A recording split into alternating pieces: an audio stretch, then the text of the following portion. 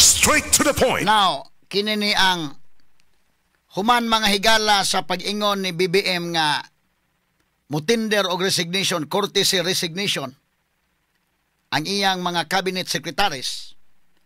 Gusto siguro niyang usbon ang dagway sa panggobyerno ni BBM. Kay matod pa niya ang midterm election maoy nagklaro nga ang mga tao ni sulti na. Ang mga tao ni padayag na sa ila mga higalang opinion na klaro na unsay gusto sa katawhan. Mo nang iyang i-revamp ang iyang kabinete mga sukintig paminaw. Kadtugong midterm election mga higala, daghan ang nadayag ni adto. Sa ako nang giingon, unang-una lang daan mga higala kanana ang local absentee voting, mga army, mga sundalo, mga pulis, timan nga, kanang mga tawhana, og ari ka sa chain of command, ang ilang training ana, obey first, obey first, before you complain. Doon ay usab itaw ka pulis nag-vlog-vlog day, tang-tang, oy. Di man ka pwede nga mo talkback. Di man ka pwede mo saway sa inyong organisasyon. Grabe ang secrecy, ang military secrecy. Dili ka pwede nga, kwan, namagod ka diha, niya ang chain of command naa. Ang commander-in-chief sa Armed Forces of the Philippines ang presidente sa nasod. So all the way down, imong mga tao, mga sundalo ko na. Ngilingig ba na kayo may galaki na lang dyan imong mga sundalo day kasabot unsay inyong krusada. Unsay baruganan sa leader. Kaya di man na mo stand ni mo fight mga higala tungod sa unsa nga mga rason. Kinal kasabot sila unsa maning atong krusada. Now, naklaro kining mga sundao o kining mga pulis, dili ni makasulti mahigala kung hilom ni sila. Pero pag eleksyon ni gawas gyud mga kaigalaan ang ilang tinuod nga sentimento, ilang tinuod nga gibati. Straight to the point. Mora bag mga Subuanon ba? Ang ubang mga Subuanon, parehas taga Cebu, na may uban nga vocal kayo, suko may galang Governor Gwen. Na may uban may galang nga, way kahadlok mo banat yung istorya. Na po'y uban ga hilom-hilom indakin, daghan oy. Mga trabahante ko sa gobyerno, gahilom-hilom lang uban. Di lang ako isulti, bisang ganit taga Department of Agriculture day. Daghay gahilom-hilom lang, oy, pero galungot-lungot, may galahilom lang kayo. Kay nga naman, kinisguin mga kaigalaan, pag-ingon nga ASF, atong kuanon ha, magbantay kita kani anang African swine fever, aron dili magkakatap. Adi man sa masugot sa dili, kolera ra na. Lupig niya ang mga veterinary medicine graduates mga kaigalaan. Lupig niya mga veterinarian. Kaya siya may masunod. Kolera ramang ikuno. Gihimo niya mga higalang. Gihimo niya may higalang. Kaminos ba siya? Sa taga Department of Agriculture. Under ang DA God na ang BAI. Ang BAI. Bureau of Animal Industry. Na ang Bureau of Fisheries. Na di man. Ngilngig man kayo mga higala. So, mo ka na nga kinini ang mga sundao atong balikan. Nakatingog na sila. Mana ko yung priya sa Sugbo ba nga wa man hingog tong uban. Mo nang tingala siguin nga daw di sa katuo day. Di ka katuo kay magatubang nimo okay man nga okay ka gob, ha? Pero daghay naghilom-hilom lang. Way labot to nagsaba-saba. Daghay naghilom-hilom lang, hilom lang yun. Pag abot dito sa polling precinct day, dito nila gibuhos ang ilang kalagot eh. Ilang gisidan mga higalas pamila.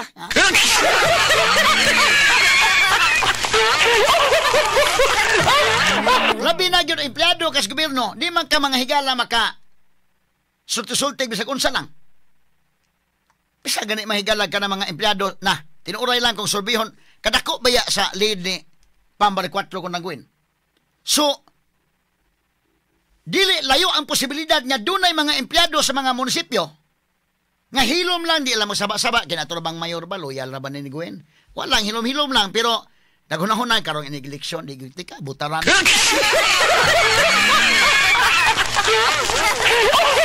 Hilom ra kayo mga higala ba? As kang hiloma, pag eleksyon yung mga higala, dito sa nibaw sa baluta. Kay mao man ang panahon na nga haring lungsod ta. Kabaos gid tang mga tao. Ha? Mabitaw pod rim kabantay ka rim nga ikaw maestro ka rim panalitan mo tudlo gyud kag tarong kay ngano kanang imong mga estudyante rim kabantay ka rim ni evaluation gyud kini ato sel di kita kabawas ini kay ngilngi gani abot evaluation to ka hagbongon tani be.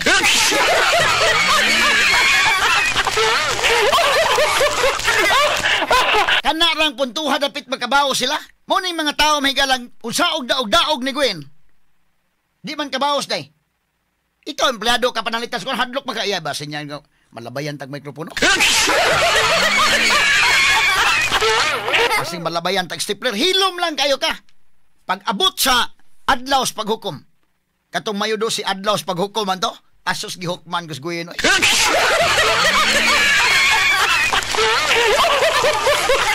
Na mo na akong giingon, kining local absentee voting.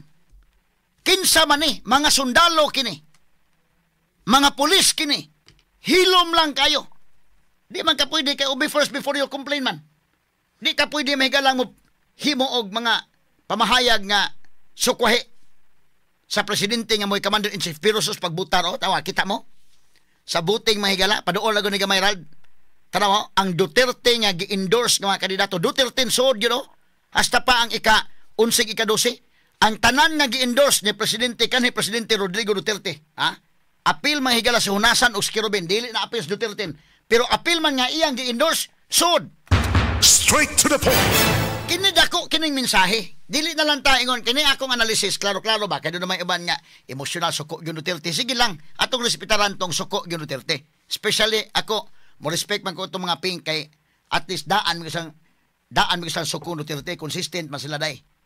Kana mga aktivista to lang respetaran kay daan man di ba pareha ning BBM nga pa di suko pa ayo so iyang gipasod sa bulsa ang mga Duterte. Pagkahuman, pagka-okay na, diha na sa nagpasuko-suko, kaya di na dahi ganahan mahigala nga. Ano bang, lahi man guna mahigala ka ng trinidor ba? Lahi man guna ng trinidor, kaya bang, karoon na ka pasuko-suko, nga nakabenepisyo na ka? Straight to the point. Pilte pa ni mong daig-daig sa una? So, kini, unsa may mensahe ini? Kini scientific ning ato. Dili ta ingon nga kanang mag-drawing lang. Nakita nga kining mga military o kining mga pulis nga dili makasulti o bisag unsa la isulti didto sa pagbuto mahigala didto gibuhos nila ang ilang gibati dakin.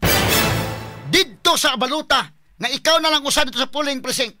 Didto oy gisidan mga higala nga kini arita Duterte kini. Kini gipang-endorse mahigala kanhi Presidente Rodrigo Duterte mao gipambutaran sa mga sundalo o mga pulis. Kana factual na ha. Straight to the point. Sa laktod, ang sentimento di ay sa atong kasundaluhan o sa atong kapulisan nga naghilom-hilom lang tua ni former President Rodrigo Duterte dili mga higala sa incumbent president. Straight to the point. Na nga makanahuna kasi BBM na dalisaron gani mo nagmayo otherwise na tandugunon ka na mahigala ang Armed Forces of the Philippines sana. Basig kadtong ilang mga labaw-labaw lang mahigala nga mga generals itong pinanggang BBM. Maura to mahigala gatando-tando but umido mahigala mga junior officers. Kanira ba mga di prinsipyo mahigala kana mga generals uban mga kagana kurakot naman ang uban daykin. Kanira bang diya sa mga junior nga mga officers maura ba na mga dili kurakot? Kana mga batanon pa ba? Kadto mga buaya? Klaro man ang buaya ng uban. Dili noon tanan pod. Pero kani mga higalang diya sa rank and file. Mao man na katong mga gagmay granggo, labi na katong mga batanon pa. Mao man toy mga kuan yun. Nga di man kakaingon nga kini wa gi mga di man ni mga bugo kay mga kuan man day, mga professionals man day. Ari go kas pulis may tanaw ang pulis ndaan di man ka madawat og pulis og ni graduar ka lag high school dili.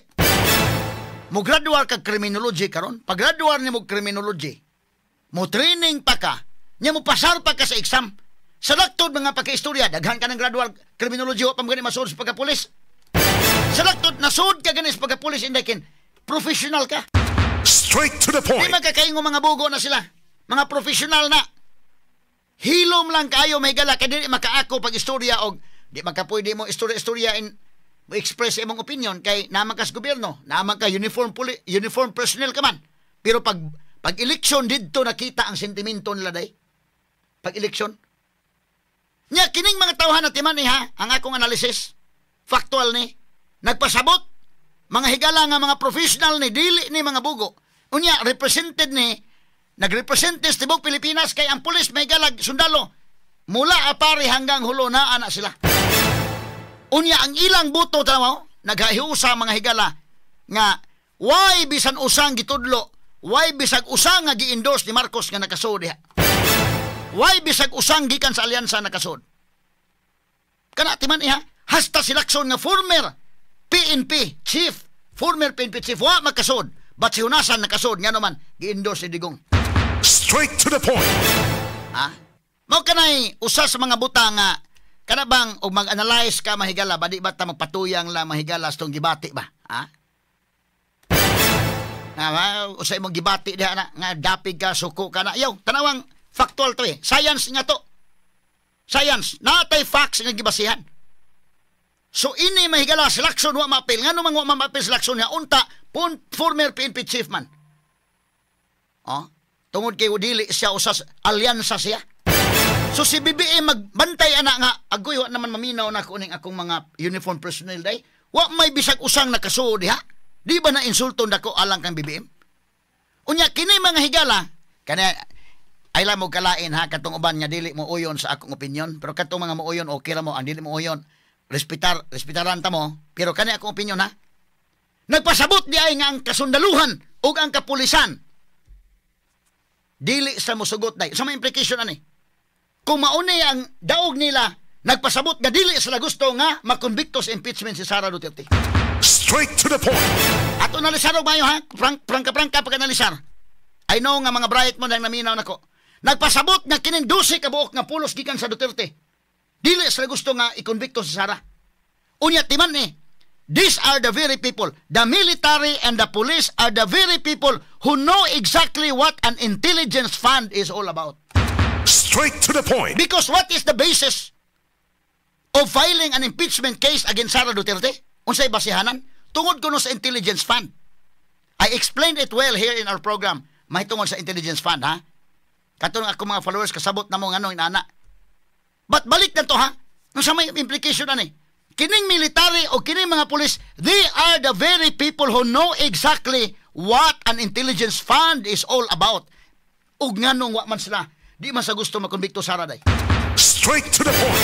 Nakasabot sila nga kanang intelligence fund naa sa mayor kana sa gobernador, labaw pang presidente grabe kadakong intelligence fund, ang mga sekretary na ana hasta ganing ombudsman na DOJ secretary na nganong sa tanan nga doon na intelligence fund nganong si Sara ra may gitarget. Nganong si Sara ra man. Kinsa may pinakadakong intelligence fund 4 billion kapin nga intelligence fund to as presidente. Ngano man targeta? Dili nimo pwedeng isuod sa bulsa ni mga sundalo day o mga pulis, kasabot sila. Ha? Kaya ang basis ti man iha, unsa may basis ganong ni file og impeachment kan Sara, tungod kuno sa intelligence fund ni Sara mao ni mo na Mary Grace Piatos inana. Ako nang i-explain sa kanginan. But karon kining implication ani unsa man ni mga sundalo ug mga pulis, balikon nako ang military o ang police, they are the very people who know exactly what an intelligence fund is all about. Apan nganong mauman na ilang buto? Nganong di man sa mosugot nga ikonbikto si Sara? Tingali ka na may angay pamalandungan sa katawhan nga naminaw nako karon. Sila nga nakasabot. Gusto nila nga i-absuelto si Sara sa impeachment mga kagalaan. Ngano kaha? Timan mga kagalaan ninyong maayo na. Sila dili konbensido nga dunay sa si Sara Duterte aning kalakiha. Sila konbensido nga si Sara Duterte mahigala gi-single out lagi ining administrasyon na. Sila konbensido nga kadaghan sa mga nagamit intelligence fund sos Ginoo ko. Pertinaghan na day. Nganong sila may gitarget? Kini factual man eh. So personalan kini mga higala gusto nila nga ilag yung iduot kay dili sa gusto mga higala nga dunay kontra sa 2028 gusto lang putla na daan. Og pako ang agila mahigala nga si Sara Duterte mga sukin tigpaminaw. Kaya nang himuo na or dili. Amo na dihay dakong pangutana mga sukin tigpaminaw. Klarong implication ana. Ha? Mo na giingon kuha mo kiyo aning mga sundalo. Ang publiko karon nga naminaw. Kuha mo kiyo sa mga sundalo.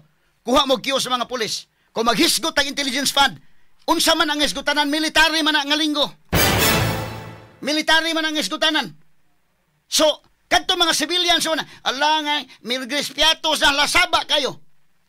Pero di aman mahigala ang nahibaw gyud anang about intelligence fund. Nganong wa man sila mga higala. Kompleto man hinuon, wa may nakasud bisag usa diha.